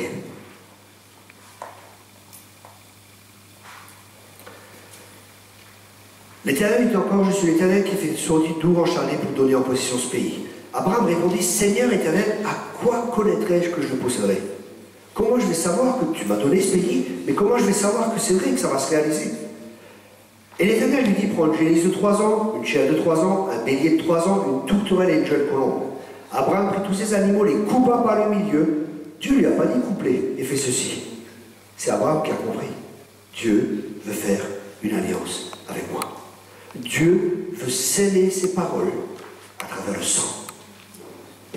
Abraham prit tous ces animaux, les coupa par le milieu, et mit chaque morceau l'un vis-à-vis de l'autre, mais il ne partagea point les oiseaux. Les oiseaux de proie s'abattirent sur les cadavres, et Abraham les chassa. Écoutez bien, les oiseaux de proie. Quand vous commencez à vouloir faire l'alliance avec Dieu, ou avant que vous fassiez l'alliance, l'ennemi vient, il ne veut pas que vous fassiez une alliance. Parce qu'il sait que quand vous faites une alliance, vous n'êtes plus le même. Il sait que quand une alliance est faite, c'est fini pour lui, c'est grillé. Les oiseaux de proie viennent, et Abraham les chassa. Et ces oiseaux de proie, ça peut être, ils viennent dans nos pensées, ils nous disent des pensées, mais non, pourquoi devenir chrétien? Pourquoi prêcher sur l'alliance? Pourquoi comprendre l'alliance? Pourquoi étudier cela? C'est pas la peine. Non, passe à autre chose. Fais ceci, fais cela. Mais Abraham chassa tous ces oiseaux de proie. Au coucher du soleil, un profond sommeil tomba sur Abraham, et voici une frayeur et une grande obscurité vinrent l'assaillir. Et l'Éternel dit à Abraham, sache que tes descendants seront étrangers dans un pays qui ne sera point à eux. Ils se seront asservis, on les opprimera pendant 400 ans. Mais je jugerai la nation à laquelle ils seront asservis. Et ils sortiront ensuite avec de grandes richesses. Yes! Non, mais Dieu veut qu'on soit pauvre. Ils sortiront avec quoi? Des richesses. Avec de grandes richesses. Est-ce que les Juifs sont riches? Quand même, il y a beaucoup de Juifs qui sont riches. Hein? Pourquoi? Parce qu'ils sont dans une alliance avec Dieu. Et nous sommes dans la même alliance qu'Abraham. Amen. Amen. Amen. Toi, tu iras en pays vers tes pères et tu seras enterré. Et ainsi de suite. Ensuite, il est dit, verset 17, et c'est là que c'est intéressant pour nous, parce que je vais enseigner sur l'alliance. Quand le soleil fut couché, il eut une obscurité profonde. Et voici ce fut une fournaise fumante, et des flammes passèrent entre les animaux partagés. Verset 18. En ce jour-là, l'Éternel fit alliance avec Abraham et dit, je donne le pays à ta prospérité depuis le fleuve d'Égypte jusqu'au grand fleuve, au fleuve d'Euphrate, le pays des Kéniens, des Kénisiens, des Camoréens, des Étiens, des Phérésiens, des Réphaïm, des Amoriens, des Cananéens, des Kirkasiens et des Jébusiens. Écoutez bien cela. Les animaux sont séparés. Et une fournaise passe entre. Qu'est-ce que c'est que cette fournaise? Qu'est-ce que c'est cette fournaise qui passe entre? C'est Dieu lui-même qui passe entre les animaux. Et la signification de ce que Dieu est en train de dire, il dit, si je romps cette alliance, qu'il me soit fait comme aux animaux, que je sois coupé en deux, que je meure. C'est le signe d'une alliance. C'est pour ça que quand les peuples faisaient une alliance, ils coupaient les animaux et ils passaient entre les animaux et le sang était sur leurs pieds. C'était une alliance de sang qui était faite. Et Dieu est passé entre les animaux en disant, si je romps cette alliance, que je meurs. Et ça, il y a des peuples-là qui comprennent encore cela, qui comprennent la puissance de l'alliance et la puissance du sang. Parce qu'il y a de la puissance dans le sang. C'est impossible pour quelqu'un, au Moyen-Orient ou même en Afrique, de rompre l'alliance. C'est impossible. Un jour, il y avait un homme, David Livingstone. Vous avez entendu parler de lui? C'est un homme qui a évangélisé l'Afrique. Et il est arrivé dans une tribu. Et dans cette tribu, lui, il avait une chèvre. Et il arrive dans cette tribu. Et le chef vient. Le chef lui dit, je veux ta chèvre. Bon, il n'avait pas le choix, quoi. Il allait mourir s'il ne prend pas la chèvre, s'il ne donne pas la chèvre. Il lui a donné la chèvre. Et le roi lui a donné un bâton. Et il dit, purée, je donne une chèvre qui me donne du lait, et ainsi de suite, et ainsi de suite. Et lui, il me donne un bâton. Il m'a bien eu, celui-là. Ce qu'il ne savait pas, c'est que partout où il allait, avec ce bâton que le chef lui a donné, c'était le signe d'une alliance. Et personne n'attaquait cet homme. Parce qu'il savait que s'il attaquait cet homme, le chef et toute sa tribu allaient venir intervenir pour lui. L'alliance, je donne ma vie et tu donnes ma vie. Les gens faisaient souvent une alliance quand un peuple était plus faible avec un peuple plus fort. C'était comme une protection pour eux. C'est pour ça que David, quand il a combattu Goliath, il a dit, mais qu'est-ce que me veut cet incirconcis? Qu'est-ce qui me veut celui-là? Qu'est-ce qui me veut cet incirconcis? La circoncision est un signe de l'alliance, parce que lorsqu'il y a la circoncision, le sang coule. Et c'est pour ça qu'il a dit, mais qu'est-ce qu'il me veut cet incirconcis? Qu'est-ce qu'il veut? Il n'a pas d'alliance avec Dieu. Je suis sûr de gagner. Vous voyez la mentalité qu'avait David? Tout le peuple n'a pas placé la confiance dans l'alliance qu'ils avaient avec Dieu. Juste David a placé sa confiance dans l'alliance qu'il y avait avec Dieu. Si nous ne plaçons pas notre confiance dans l'alliance, on ne peut pas avoir la victoire. Il est important que nous plaçons notre confiance dans l'alliance, parce que Dieu est le garant de cette alliance par le sang de Jésus-Christ. Ses promesses sont oui et amen. On peut faire confiance à la parole de Dieu, parce que Dieu n'est pas un homme pour mentir, et Dieu lui-même jure par lui-même que s'il ment à sa parole, qu'il doit être coupé en deux, qu'il meurt. C'est pas possible. Vous comprenez? Ça doit nous donner une sécurité, une foi. Alléluia.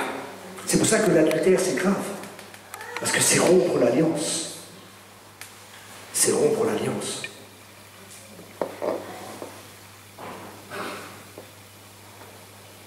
Et nous avons une alliance qui est meilleure. Alléluia.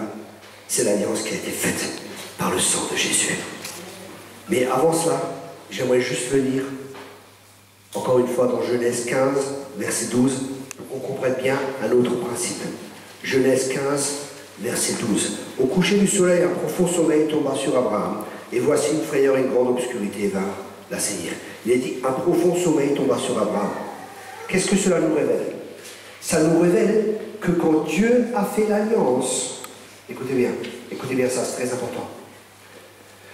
Un profond sommeil est tombé sur Abraham. Qu'est-ce que ça signifie? Ça signifie que quand Dieu a fait l'alliance, Abraham ne pouvait rien faire. Il ne pouvait rien noter, il ne pouvait rien rajouter, il ne pouvait rien faire. Et ça signifie que quand Dieu a fait l'alliance avec nous, avec Jésus, l'homme, il n'avait rien à voir dans cette histoire. C'est une décision de Dieu lui-même. C'est la souveraineté de Dieu qui décide de faire cette alliance. Vous comprenez cela? Ça va, vous saisissez? Vous êtes fatigué? Ok. Venez avec moi dans Matthieu 26, verset 28.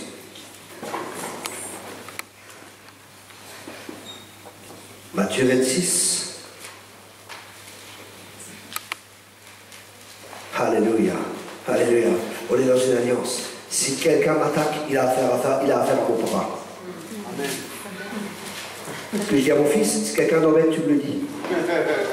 Et alors je viens, je fais comme Obélix. Et mon petit, il rit. Oui, papa, oui, papa. Il aime bien Obélix et Astérix. Le problème, c'est que c'est toujours lui Obélix. Et moi, je suis Astérix. Alors il vient, il fait c'est mon Obélix le gros. Je le vois. Papa, regarde là, il y a un Romain. Tu vois, je suis, oh purée, mais arrête, il est en train de voler, il est en train de voler. Tu l'as envoyé où là, le Romain? Elle dit, papa, il y a un Romain derrière toi. Je fais oui. Tu vois, oh le Romain, elle est tombée par terre. Là, il s'éclate. J'aime trop. On est allé voir Obélix et Astérix au cinéma.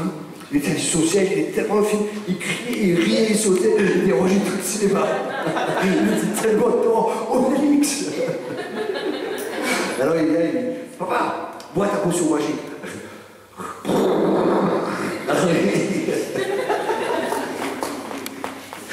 Alléluia. Quand son papa est là. Amen. Personne ne peut rien faire. Et c'est comme ça qu'on doit être. Papa est avec moi. Qu'est-ce qui peut m'arriver? J'ai une alliance avec papa. Papa va me défendre. Papa est pour moi. Qui peut être contre moi? Amen. Matthieu 26, verset 28. Matthieu chapitre 26 au verset 28 nous dit: ils lui ôtèrent ses vêtements et le couvrirent d'un manteau écarlate. Ah bon, c'est pas ça par Marche 27. Le manteau écarlate, hein, c'est aussi du sang. Hein. 26, 28. Car ceci est mon sang. Car ceci est mon sang, le sang de l'alliance, qui est répandu pour plusieurs pour la rémission des péchés. Écoutez bien. Écoutez bien ce que je veux vous partager maintenant. Le signe d'une alliance dans le mariage, c'est quoi? J'ai dit, le signe qu'on a l'alliance avec notre femme ou avec notre mari, c'est quoi? C'est qu'on a des rapports sexuels. Quel est le signe qu'on a une alliance avec Dieu en tant que chrétien? Quel est le signe extérieur? Le signe extérieur de la circoncision intérieure de cette alliance qui est faite avec notre cœur, c'est quoi? C'est la Sainte Seine. Alléluia. C'est pour ça, si une personne n'a pas une alliance avec Dieu, il ne peut pas prendre la Sainte Seine. Mais tous ceux qui ont accepté Jésus-Christ comme Sauveur et comme Seigneur peuvent faire alliance et peuvent participer à la Sainte Seine. Vous comprenez la puissance de la Sainte Seine? C'est pour ça que Jésus il dit, ne prenez pas la Sainte Seine n'importe comment. C'est pour ça qu'il y a des malades parmi vous. Parce que vous prenez la Sainte Seine sans discerner la sainteté et ce que c'est réellement l'alliance. C'est bon? Ça vous aide? C'est puissant l'alliance. Hébreux 9, verset 15.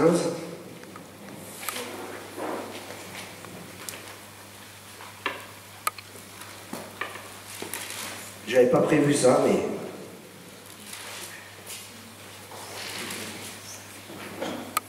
Hébreux 9, verset 15. Et c'est pour cela qu'il est le médiateur d'une nouvelle alliance, afin que comme la mort était intervenue pour le rachat des transgressions commises sous la première alliance, ceux qui ont été appelés reçoivent quoi? L'héritage. Alléluia. L'héritage éternel qui leur a été promis. Rappelez-vous que j'ai parlé de l'héritage. Et nous avons reçu l'héritage sur quelle base? Sur la base de l'alliance. La base de l'alliance, c'est de nouveau le sang. Nous retournons de nouveau à la puissance du sang de Jésus-Christ. Le sang qui est synonyme de vie. Le sang qui pardonne, c'est uniquement par effusion de sang qu'il y a du pardon. Sans effusion de sang, il n'y a pas de pardon. Le sang, c'est le fondement de l'alliance. Et nous allons voir maintenant le sang dans l'Ancien Testament.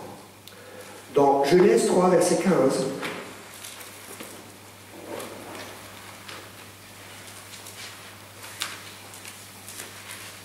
Genèse chapitre 3 au verset 15. Je mettrai inimitié entre toi et la femme, entre ta postérité et sa postérité.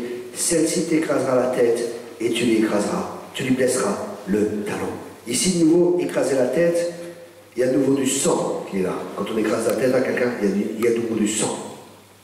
Et Dieu dit dans ce texte qu'en fin de compte, la postérité écrasera la tête. La tête, dans la parole de Dieu, est synonyme aussi d'autorité. Et Jésus a repris l'autorité. Il a dépouillé Satan. Il a repris l'autorité à Satan. Et qu'est-ce qu'il a fait avec cette autorité? Il nous l'a donnée à nous, à l'homme. Comment est-ce que Satan avait l'autorité? Satan avait l'autorité.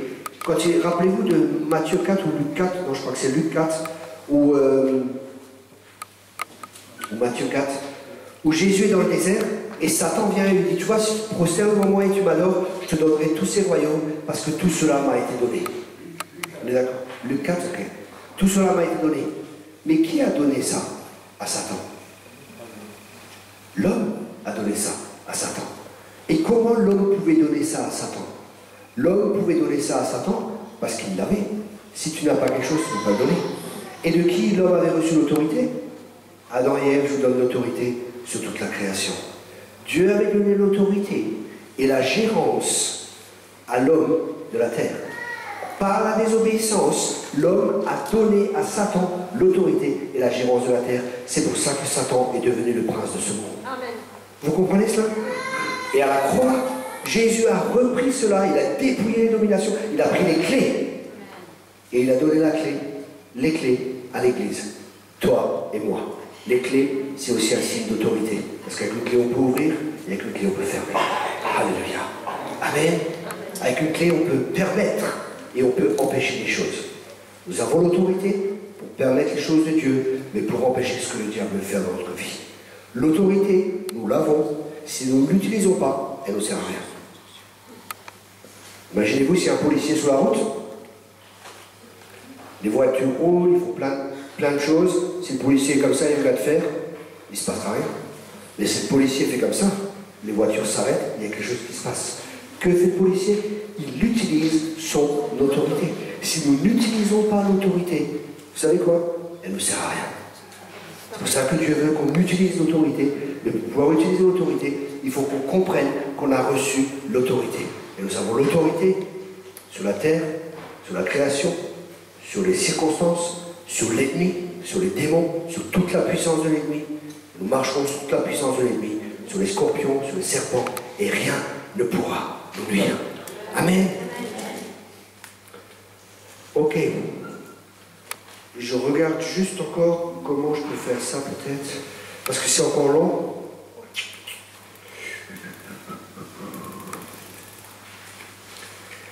Ouais, j'ai encore 2 heures à prêcher sur le sang. Alors il faut que je trouve...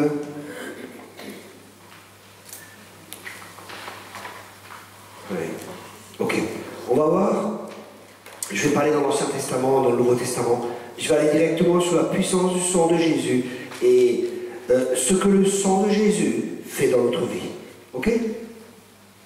Premièrement, Hébreux 9, verset 14. Le sang purifie et ôte le péché. Hébreux 9, verset 14.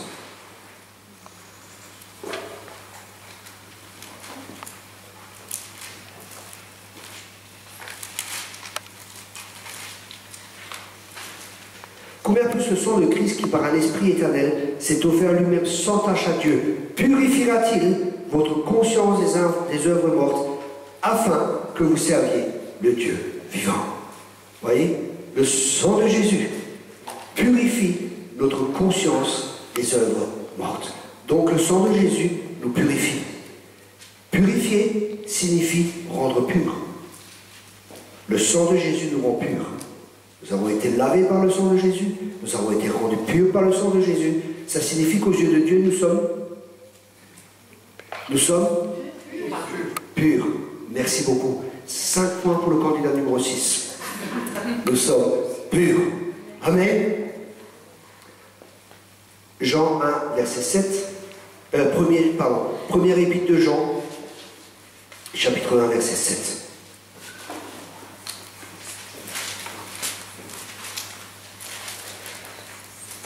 Si nous disons que nous n'avons pas de péché, nous le séduisons. Non, c'est le verset 7. Oui, verset 7.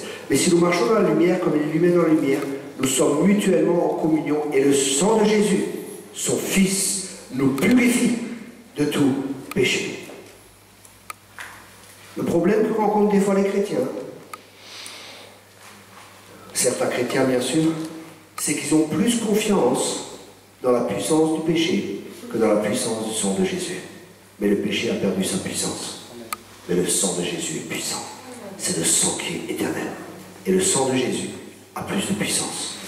C'est pour ça qu'il n'y a aucune condamnation pour ceux qui sont en Christ. Le sang de Jésus lave et t'a lavé de tout péché. Amen. Si tu confesses ton péché, il est juste et fidèle pour te purifier. Amen. Comment? À travers le sang.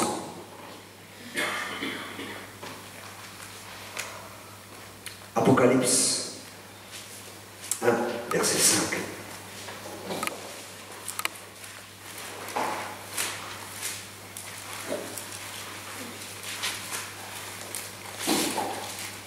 Apocalypse chapitre 1, au verset 5, la deuxième partie du verset 5.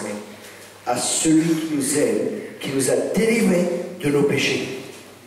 Il nous a délivrés de nos péchés. Comment? Par son sang. Le sang nous libère du péché. Plaçons notre foi dans le sang de Jésus-Christ.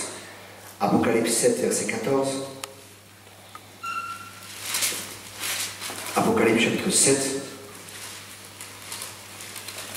verset 14. Ça va, il y a beaucoup de versets, ça va?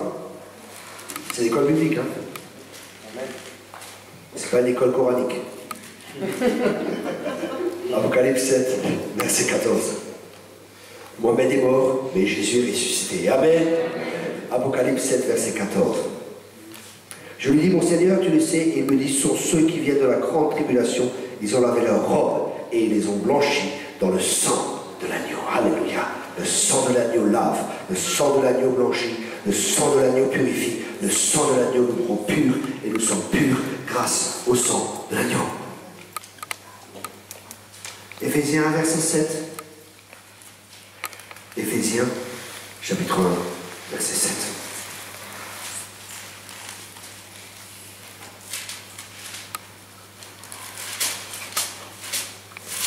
En lui, nous avons la rédemption par son sang, la rémission des péchés selon la richesse de sa grâce.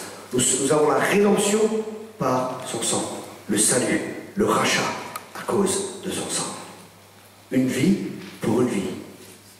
Il a donné sa vie pour que nous puissions être rachetés. Il est mort pour que nous soyons vivants. Amen. La rédemption. Hébreux 13, verset 12. Hébreux 13, verset 12. Un autre bénéfice du sang de Jésus. Hébreux.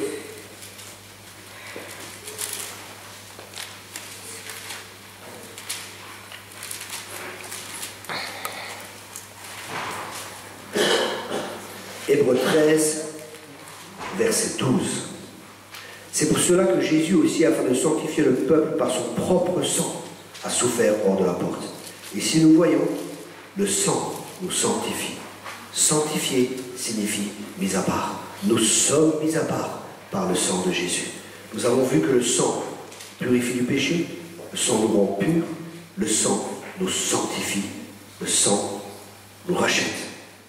Hébreux 10, verset 10 à 14. Hébreux 10, 10 et verset 10, chapitre 10, verset 14. Hébreux 10, 10. C'est en vertu de cette volonté que nous sommes sanctifiés par l'offrande du corps de Jésus-Christ une fois pour tous. Nous sommes sanctifiés. Verset 14, car par une seule offrande, il a amené à la perfection pour toujours ceux qui sont sanctifiés. On a été amenés à la perfection. Et parce que nous avons été amenés à la perfection, nous sommes sanctifiés. Parfaits. Amen. On a été amenés à la perfection, on est parfait. Vous croyez cela? Plus tu te vois parfait, plus tu vivras dans cette perfection. C'est pour ça qu'il est important que tu aies une bonne perception de toi. Je reviens à la perception et à la puissance de la perception, parce que j'ai complètement zappé avant, je suis parti dans un sens et je suis reparti ailleurs. Rappelez-vous de Nombre 13, là où j'étais, j'ai commencé avec Nombre 13, 1, mais je reviens à ça et après on revient de nouveau au 100. C'est important que je partage ça encore. Nombre 13. Rappelez-vous, je suis parti, après je suis parti ailleurs, mais je reviens. Nombre 13. L'Éternel parle à Moïse et dit envoie des hommes pour explorer le pays de Canaan que je donne aux enfants d'Israël. Dieu donne. Et après nous voyons, Dieu envoie 12 espions, enfin Moïse envoie 12 espions, les 12 espions viennent et disent, c'est vrai, c'est un pays où coule le lait et le miel. Et ils reviennent en portant des grappes énormes, la bénédiction de Dieu. Et deux disent, yes, super, on va s'emparer du bon pays. Mais 10, écoutez bien le rapport que font 10. Ils décrièrent devant les enfants d'Israël le pays qu'ils avaient exploré. Ils dirent, le pays que nous avons parcouru pour l'explorer est un pays qui dévore ses habitants. Tous ceux que nous y avons vus sont des hommes de notre taille. Et nous y avons vu les géants, enfants d'Anak, de la race des géants, nous étions à nos yeux et aux leurs comme des sauterelles. Écoutez bien. Quelle est la perception qu'ils ont d'eux-mêmes? Comment se voient-ils? Ils se voient comme des sauterelles. Ok? Ils se voient comme des sauterelles. Ici, nous sommes à Nancy. Combien mesure une sauterelle à Nancy? On va prendre un exemple. 5 cm. Combien mesure un être humain à Nancy? 1,70 m. De 5 cm à 1,70 m, la proportion est de combien? 34 fois. Ça signifie que eux, ils voyaient des personnes qui étaient 1,70 m fois 34, ça fait combien? Allez, 50. 50 mètres au moins. Vous avez déjà vu quelqu'un qui mesure 50 mètres? Moi non plus. Quel était leur problème? Leur problème était la perception.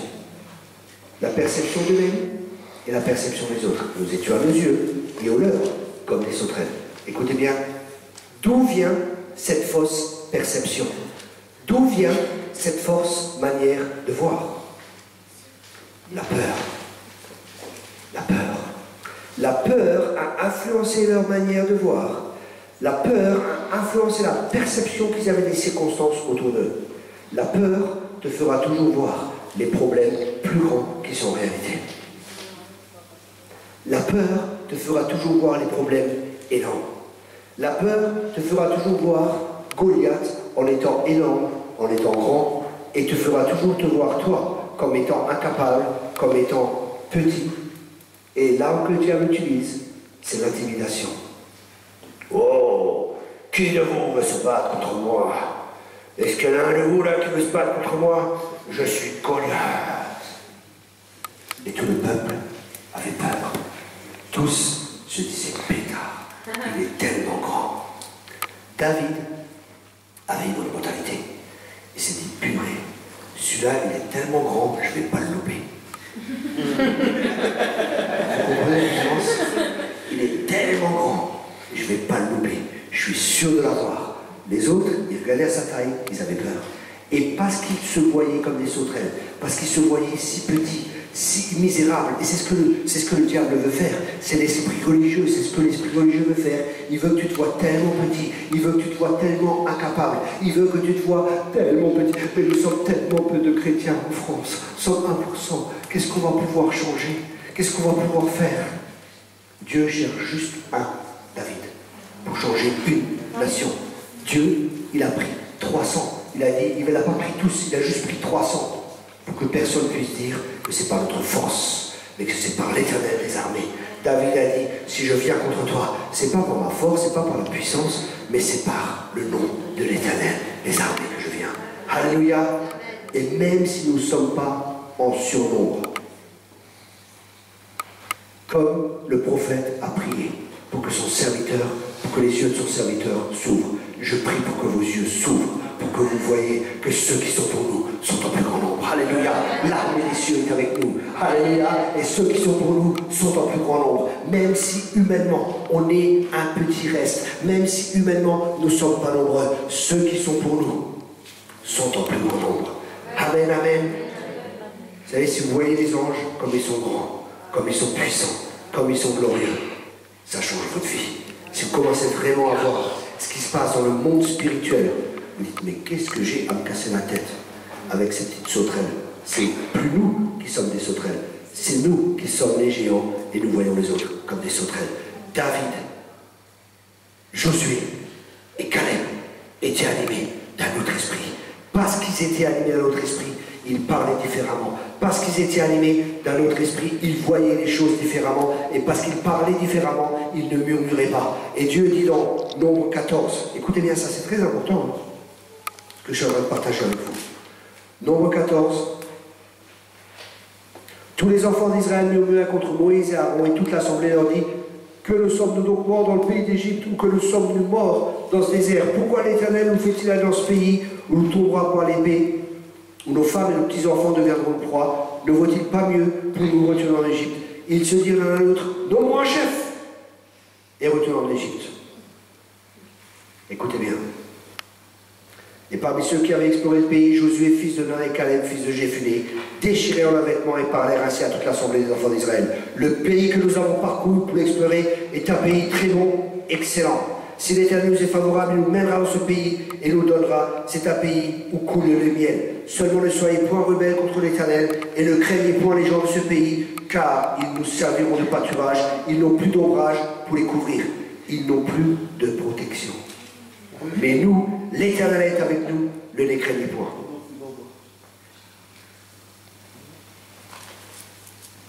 Après, Dieu dit qu'il va les détruire. Il dit: jusqu'à quand ce peuple me méprisera? Et Moïse, il intercède. Moïse est un vrai leader. Il intercède pour le peuple. Il dit: Moïse dit à l'Éternel, les Égyptiens l'apprendront, eux du milieu desquels tu as fait monter ce peuple par ta puissance. Et là, Dieu dit après, écoutez bien.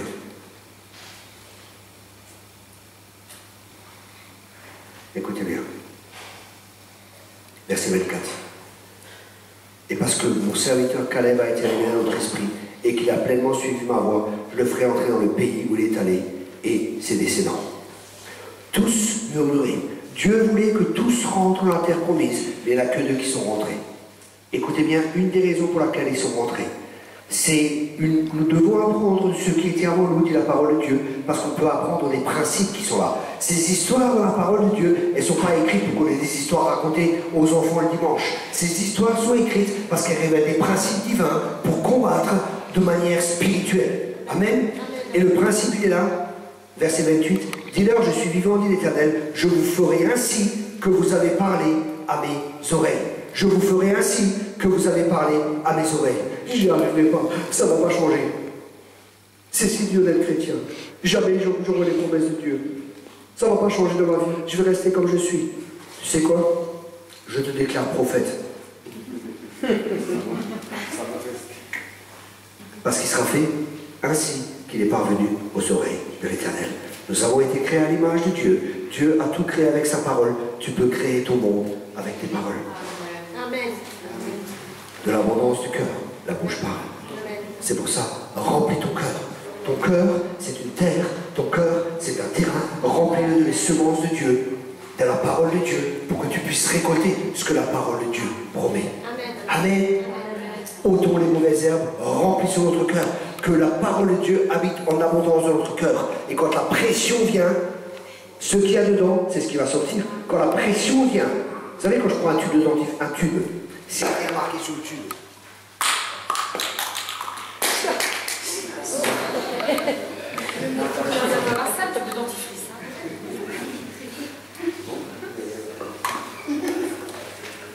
Ça va? Voilà. Quand le tube n'est pas bien fixé, ça tombe, hein?